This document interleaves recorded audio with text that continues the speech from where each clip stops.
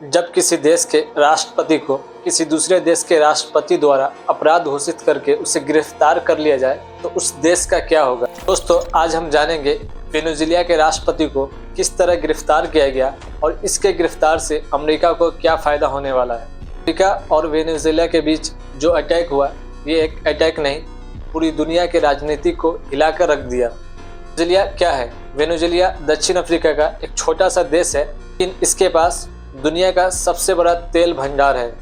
मतलब पैसा, ताकत, राजनीतिक। इसी वजह से अमेरिका वेनेजुएला पर हमेशा नज़र गिराए रखता है।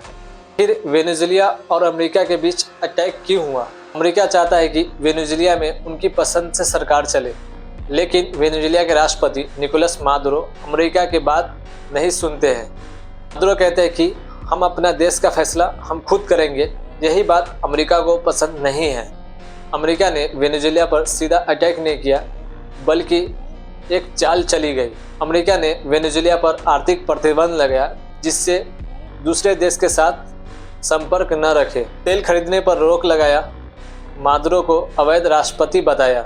इन सारी प्रतिबंध से नुकसान आम जनता को बहुत हुआ, जिससे वेनेजुएला की आर्थिक स्थिति खराब हो गई। अमेरिका चाहता है तेल पर कंट्रोल अपनी सरकार के हिसाब से चलाए, चीन और रूस को दूर रखना, लेकिन फिर भी वेनेजुएला अमेरिका के सामने झुकने से इनकार कर देता है।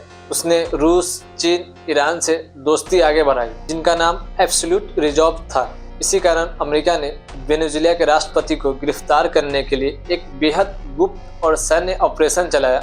यह ऑपरेशन 3 जनवरी 2026 को अंजाम दिया गया। अमेरिका ने मादुरो की गिरफ्तार के लिए इस तरह षड्यंत्र रचा। अमेरिका ने मादुरो के घर का हूबहू नकली मॉडल तैयार किया, जिससे सैनिक अभ्यास कर सके। CIO को मादुरो के बीच एक बेहद काफी करीब एजेंटा था, जिसने अमेरिका को सारी बातें बताता था, को पूरी जानकारी देता था कि मादुरो का लोकेशन क्या है, आज रात वो कहाँ सोने वाला है, वह क्या खाया। ये पूरी जानकारी अमेरिका को CIA के जरिए मिलता था। अमेरिका के सेना ने रात के अंधेरे का फायदा उठाया और अमेरिका के खुफिया एजेंसी के द्वारा सारे लाइट सिस्टम को ऑफ कर दिया, और जिससे वहां की व्यवस्था कमजोर पड़ गई। अमेरिका ने 150 प्लस विमान, फाइटर जहाज और भारी संख्या में सैनिकों ने मादुरो के घर में घुसकर उनको और उनके पत्नी को बेडरूम से उठाकर न्यूयॉर्क ले गए।